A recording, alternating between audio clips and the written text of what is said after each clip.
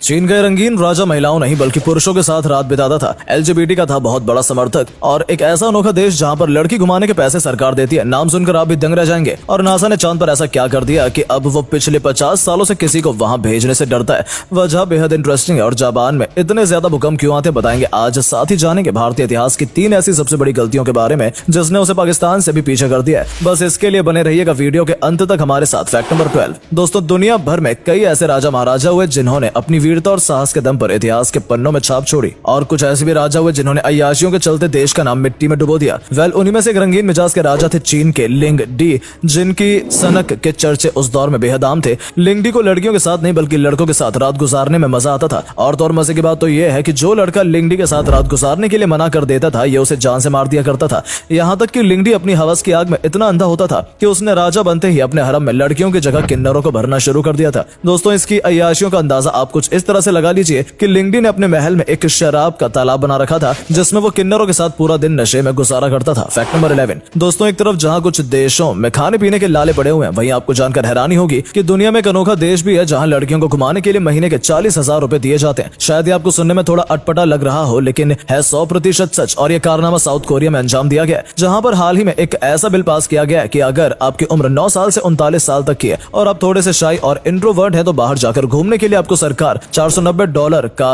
भत्ता देगी। मगर हैरत की बात तो ये है कि इस स्कीम के बावजूद भी कोरिया में पॉपुलेशन दिन ब दिन कम होती जा रही है क्योंकि यहाँ के यंगस्टर्स बढ़ती महंगाई और अनएम्प्लॉयमेंट की वजह से रोज अपनी जान दे रहे हैं। फैक्ट नंबर 10 दोस्तों, दुबई में जहाँ पुलिस बुगाटी, लैम्बोर्गिनी और फरारी जैसी सुपर कार में सफर किया करती है वहीं आपको जानकर ताज्जुब होगा कि इस दुनिया में एक जगह ऐसी भी है जहाँ की पुलिस कार से नहीं बल्कि भैंसे पर चलती है। वो भी कोई छोटे मोटे भैंसे नहीं बल्कि लंबे और मोटे वाले 500 किलो वाले भैंसे पर। एक्चुअली में हम बात कर रहे हैं ब्राजील के मराजो आइलैंड की जहाँ पर इंसान तो केवल 2.5 लाख रहा करते हैं लेकिन यहाँ पर भैंसों की संख्या 4.5 लाख से भी अधिक है। अब क्योंकि ये आइलैंड है इसलिए यहाँ पर कभी कभी क्रिमिनल ऐसी जगह पर छुप जाते हैं जहाँ पर गाड़ियों को ले जाना कहीं से भी पॉसिबल नहीं होता। इसलिए ऐसे अपराधियों को पकड़ने के लिए यहाँ की पुलिस भैंसे पर बैठकर उनके लिए यमराज बनकर आती है। फैक्ट नंबर 9 एक समय था जब चांद पर पहुंचना इंसानों के लिए किसी सपने से कम नहीं था लेकिन इसे सबसे पहले पूरा किया सन 1969 में नासा ने, नील आर्मस्ट्रांग ने। और फिर यह सिलसिला 1972 तक चला जिस दौरान नासा ने कुल 12 इंसानों को चांद पर उतार दिया। मगर इसके बाद ऐसा क्या हुआ जिससे नासा ने पिछले 50 सालों में किसी भी इंसान को चांद पर नहीं उतारा। दरअसल दोस्तों, एक दौर ऐसा था जब अमेरिका और रूस के बीच चांद पर पहुंचने की रेस लगी रहती थी। मगर दोस्तों, दोनों में बाजी मारी अमेरिका ने और क्योंकि इस मिशन में पैसा बहुत खर्च होता है इसलिए अमेरिका ने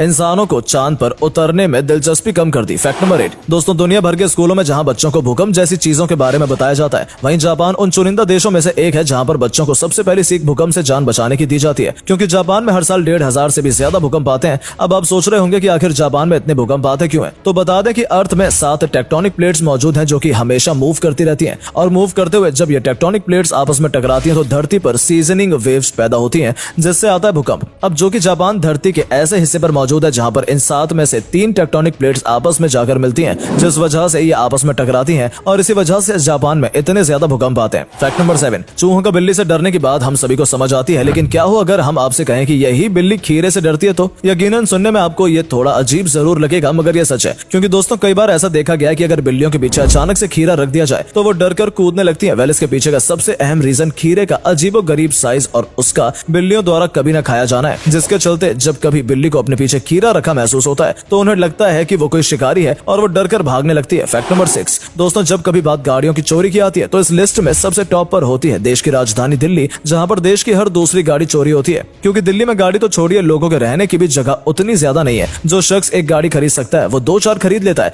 और फिर उन्हें उसे रोड पर खड़ा करना पड़ता है जिस पर मौका देखकर रात बिरात चोर हाथ मार दिया करते हैं और ये यहाँ रोज का काम है। फैक्ट नंबर 5 दोस्तों, बचपन के यादगार लम्हों में आपने भी अक्सर पिग्गी बैंक का या फिर गुल्लक में अपने खुशियों का जादू यानी कि पैसे इकट्ठा किया होगा। मगर क्या आपको पता है दुनिया भर के बच्चे जिन गुल्लकों में अपने पैसे जमा करते हैं आखिर उसे पिगी बैंक क्यों कहा जाता है और ये पिग यानी कि सुअर की तरह क्यों लगता है? असल में पहले के जमाने में लोग जमीन के नीचे या फिर घर की किसी सुरक्षित जगह पर पैसे छुपाते थे परंतु 15वीं शताब्दी में लोगों ने अपने बच्चों की इस बेहतरीन आदत को बढ़ाने के लिए मिट्टी के गुल्लक बनवाए। अब जो कि ये गुल्लक जिस मिट्टी से बनते थे उसका नाम था PYGG। यही से गुल्लकों को पिगी बैंक कहा जाने लगा और ये नाम इतना फेमस हो गया कि गुल्लक का शेप पिग की तरह डिजाइन किया जाने लगा। फैक्ट नंबर 4 दोस्तों, भारत के इतिहास की ऐसी 3 सबसे बड़ी गलतियां जो अगर नहीं होती तो शायद आज पाकिस्तान नहीं होता। जिसमें सबसे पहली गलती आती है मोहम्मद अली जिन्ना को देश का पहला प्रधानमंत्री न बनाने की क्योंकि अगर मोहम्मद अली जिन्ना को देश का पहला प्रधानमंत्री मान लिया जाता तो आज भारत अलग ना होता। और वैसा भी जिन्ना एक गंभीर बीमारी से ग्रस्त था वो ज्यादा दिन जी नहीं पाता।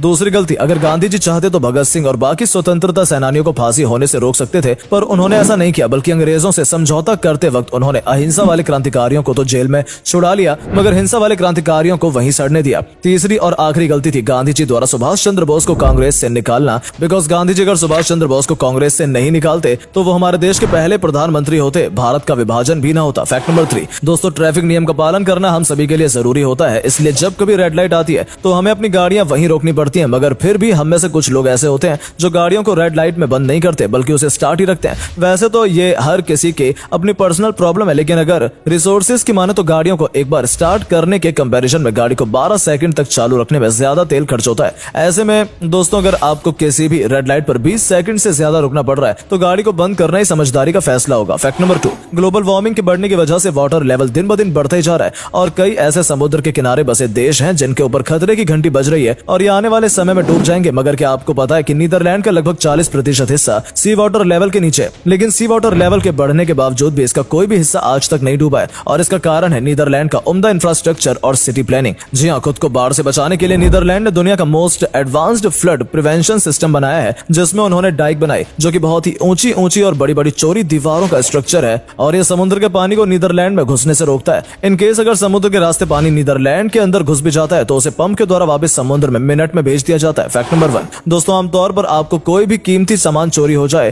तो आप ज्यादा पुलिस स्टेशन पर जाकर उसकी कंप्लेंट करवा सकते हैं और अगर आप एरिया के बहुत बड़े बाहुबली हैं तो शहर के सभी चोरों को लाइन से हाजिर करवा सकते हैं। मगर क्या आपने कभी सोचा अगर नॉर्थ कोरिया के तानाशाह किम जोंग उनका कोई सामान चोरी कर ले तो उसका क्या हश्र होता है? उसको लेकर सबसे प्रसिद्ध किस्सा है नॉर्थ कोरिया के एक शहर रियानगंज का, जहां पर आर्मी की सबसे बड़ी ट्रेनिंग चली थी और इस बीच वहां 653 गोलियां चोरी हो गई। इस बात की खबर जब किम जोंग को लगी तो उसने फौरन शहर को बंद करवा दिया और यह फरमान सुना दिया कि जब तक वो सभी गोलियां वापस नहीं मिल जाती तब तक कोई भी ना तो शहर से बाहर निकलेगा ना ही अंदर आएगा और इन्होंने पूरे के पूरे शहर पर लॉकडाउन लगा दिया। अब ऐसे में आप समझ ही सकते हैं आखिर इन जनाब को दुनिया का सबसे तानाशाही नेता क्यों कहा जाता है।